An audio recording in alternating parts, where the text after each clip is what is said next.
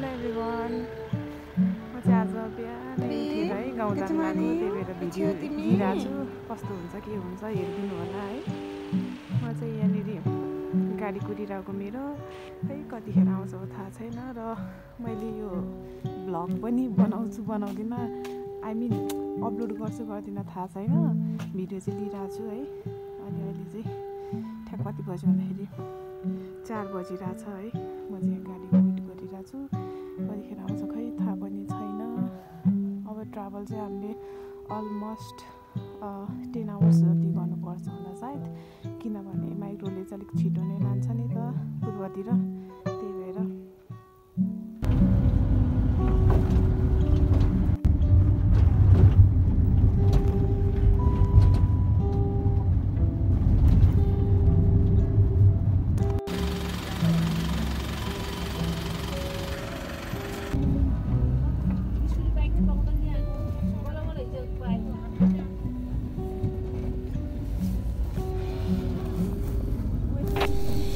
हामी चाहिँ अब यात्रा गर्न थाल्यौँ है हामीले चाहिँ यो मान्छेहरू पिकअप गर्दाखेरि नै टाइम लाग्यो क्या काठमाडौँबाट कोटेश्वरबाट निस्किनको लागि नै हामी 5:30 जस्तो भएको थियो होला काठमाडौँ छोड्दाखेरि है किनभने मान्छेहरू चाहिँ कता कताबाट पिकअप गर्नु पऱ्यो क्या त्यही भएर अलिकति टाइम लाग्यो त्यसको लागि चाहिँ त्यही भएर हामी अलिक ढिलाइ पुग्यौँ है पुग्न चाहिँ अनि मैले चाहिँ यो भिडियो लिइरहेको छु म चाहिँ खासमा इन्टरभ्यू एटेन्ड गर्न गएको हो अब हेरौँ है त कस्तो हुन्छ यो बिहे चाहिँ हाम्रो इन्टरकास्ट बिहे हो कस्तो हुन्छ के हुन्छ त्यो पनि थाहा छैन है अब यो चाहिँ हामी बाटोमा यस्तो भ्यूहरू खिच्दै हल्का भ्यूहरू खिच्दै दिइरहेको थिएँ मैले त्यस्तो धेरै क्लिपहरू त लिइनँ मलाई चाहिँ अलमोस्ट 12-13 घन्टा लाग्यो है उहाँ धरान पुग्नको लागि चाहिँ म घरमा आइपुगेँ अनि यहाँ चाहिँ हाम्रो देउरा देउरी है अनि हामीले चाहिँ यो चाहिँ बिहेको अघिल्लो दिनमै फङ्सन राखेको थियो हाम्रो चाहिँ अब लामाहरू पढाएर यो के भन्छ डम्फु बजाइरहेको थियो होइन यो कार्यक्रम थियो लामाहरू पढेको चाहिँ खिच्नु होइन त्यो चाहिँ हाम्रो माथि दुर्गाकोटमा भइरहेको थियो है अनि यो चाहिँ तल हो यो कार्यक्रम भयो एकछिन हेऱ्यो है अनि यो चाहिँ आज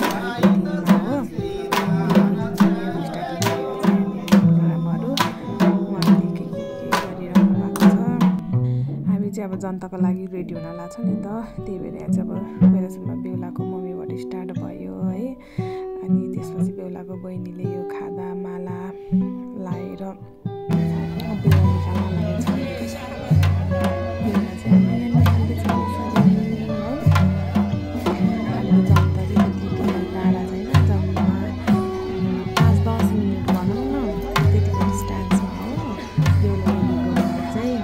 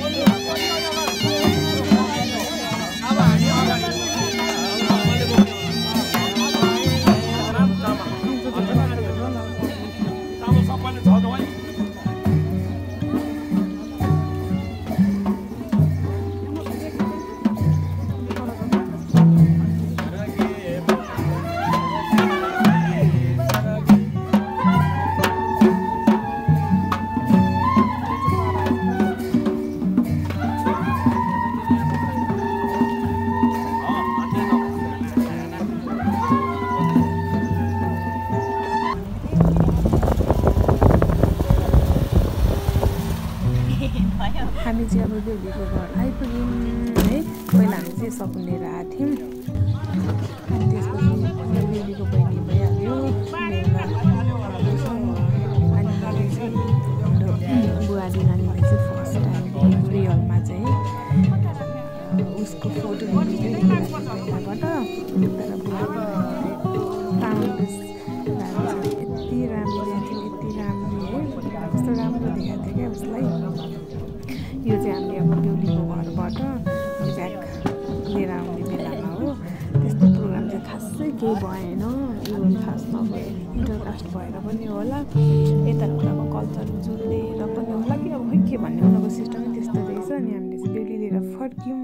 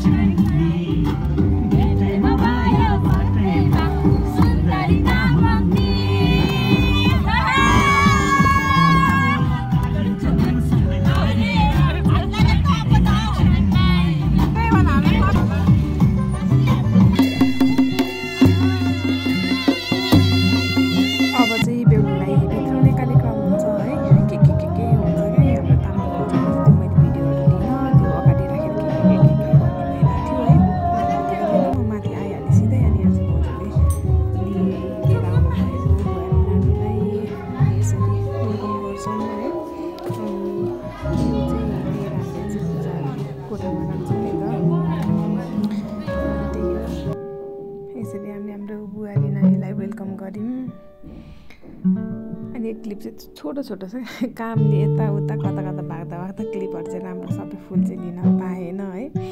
अनि यहाँ पनि अझ कति कार्यक्रम भएको थियो क्या बेहुला बेहुला राखेर बसेर त्यो कुरा हुन्छ क्या। यति नै सक्यो। यो चाहिँ हाम्रो नेक्स्ट डे हो पार्टीको दिनमा। अनि हाम्रो चाहिँ यो घन्टाघर छेउमै यो भान्जो छेउमै थियो नि त पार्टी प्यालेस, त्यही भएर भान्जो यसो घुम्न गएको थियौँ। यसो चटपटीहरू खुवाउनु भइरहेको थियो किनभने बिहानै आएको थियौँ नि त हामी बिहे घरबाट त पार्टी प्यालेसमा। कति पुलाउ मासु खानु भनेर हामीले यसो चटपटी खानु निस्केका थियौँ। अब यहाँ पनि घरको ठुलो मान्छेबाट के कुराकानी भएर अब टिका टालाको स्टार्ट हुन्छ है। उहाँ चाहिँ हाम्रो मामा हुनुहुन्छ, ठुलो मामा, बेहुलाको चाहिँ बाजे हो है। अनि त्यहाँबाट स्टार्ट हुन्छ। यो टिका टाला सकिसकेपछि त्यसपछि अरूहरूको पाला आउँछ आदाम टिका टाला लाउने कार्यक्रम।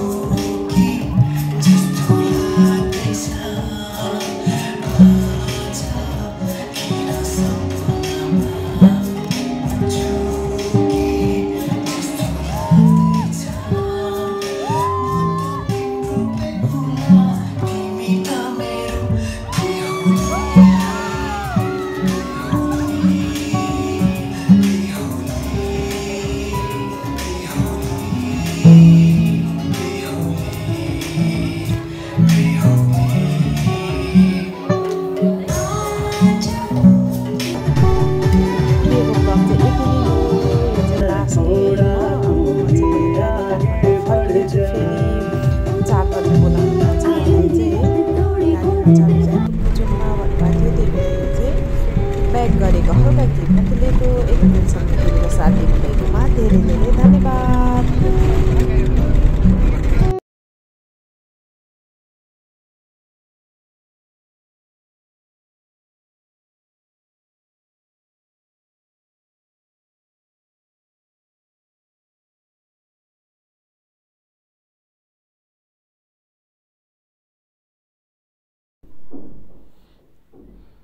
यहाँ चाहिँ अब डान्स सुरु भयो है त। आयो